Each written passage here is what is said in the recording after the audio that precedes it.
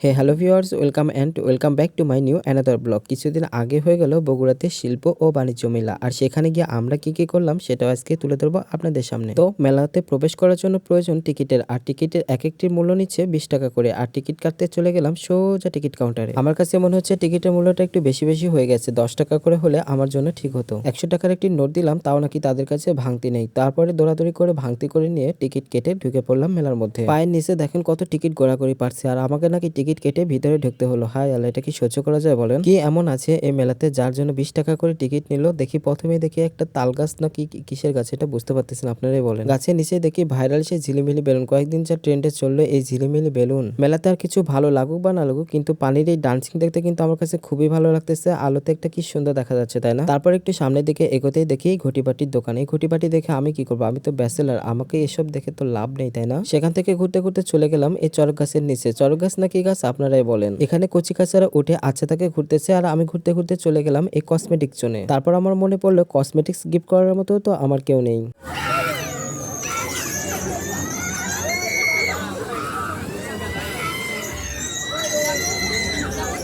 কি চিক্কুর রে ভাই, চিক্কুর শুনে তো ভয় পেয়ে আমি একদম কচি খাঁচাদের কাছে চলে গিয়েছি। কচি খাঁচাদের স্লিপার, তারপর ফ্লোটিং বোর্ড, আরো অনেক অনেক অনেক রাইড আসছে এই মেলাতে। তারপর একটু সামনে এগোতে দেখি ইমনের গার্লফ্রেন্ড, কি সুন্দর দাঁত বের করে হাসছে দেখেন। ইমনের জন্য লাল গোলাপ হাতে নিয়ে ওয়েট করতেছে। ইমন তুমি কোথায়? তাড়াতাড়ি যোগাযোগ করো, তোমার গার্লফ্রেন্ড তোমাকে খুঁজতেছে। তারপর ঘুরতে ঘুরতে চলে আসলাম মেলার এই স্টলটাতে, আর এই স্টলটার প্রোডাক্ট গুলো দেখে আমার তো একদম দিল খুশ হয়ে গেল। দেখেন কি সুন্দর সুন্দর প্রোডাক্ট, হোম ডেকোরেশনের জন্য ইউনিক ইউনিক সব কালেকশন। আপনারাও চাইলে কিন্তু এখান থেকে নিতে পারেন। বাঁশ, বেত, ছিট, কাপড়, সুতা এগুলো দিয়ে মূলত এগুলো বানানো হয়েছে, যার কারণে কিন্তু এগুলোর বিশেষত্বটা আরো বেড়ে গেছে। ইভেন এখানে দেখেন সুপারি গাছের ঠোলা দিয়ে কি সুন্দর করে পাত্র বানিয়েছে। আসলে শিল্প যাকে বলে, যার মধ্যে শিল্প সত্তা আছে সে কিন্তু সবকিছুতেই ফুটিয়ে তুলতে পারে। মেলাতে তো আমার এই দোলনাটা খুবই পছন্দ হয়েছিল। কেউ যদি আমাকে গিফট করতে চান তাহলে করতে পারেন। মেলাতে কিন্তু ভার্চুয়াল মুভি অ্যান্ড গেমস আসছিল, এটাতে আপনি এক জায়গা থেকে আরেক জায়গায় ফিল নিতে পারবেন। তার পাশেই দেখা মিললো স্মোকি বিস্কুটের। স্মোকি বিস্কুট খেলে আপনার আর সিগারেট খেতে হবে না, এমনিতেই মুখ দিয়ে ধোয়া বের হবে। এরপর দেখি একটা ড্রাগন আমার দিকে ধেয়ে আসছে, আমাকে বুঝি ভস্য করে দিবে না। তারপর দেখি কচিকাছেরা তার পিঠে উঠে বসে আছে, তারা আসলে ঘুরতেছে।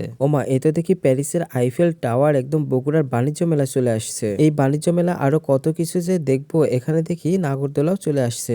মেলার প্রধান আকর্ষণই কিন্তু নাগরদোলা। নাগরদোলা না উঠলে কিন্তু মেলা একদম স্বয়ংসম্পূর্ণ হয়ই না। এই মেলাতে কিন্তু মৃৎশিল্পও বাদ যায় না। মৃৎশিল্প বলতে মাটির দিয়ে যে জিনিসপত্র তৈরি করা হয় সেগুলোকে বোঝায়। আর এগুলোর এক একটি দাম সিরামিক্সের বাসন কোসনের সমান প্রায়। ঘোরাঘুরি তো অনেক হলো, ঘুরতে ঘুরতে কিন্তু আমাদের ক্ষুধা লেগে গেছে, তাই এখানে একটা স্টল থেকে পিঠাপুলি কিনে নিয়ে আমরা খাওয়া শুরু করে দিলাম।